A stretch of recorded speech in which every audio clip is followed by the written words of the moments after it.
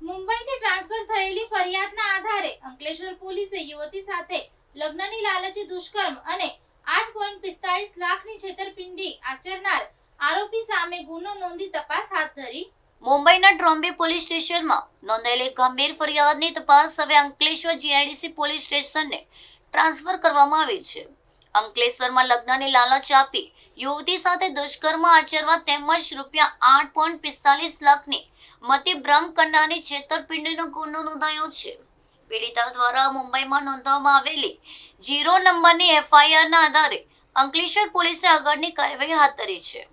ઘટનાની વિગત મુજબ આરોપીએ યુવતીને પ્રેમજળમાં ફસાવી લગ્ન કરવાનું વચન આપી સંબંધો બાંધ્યા હતા.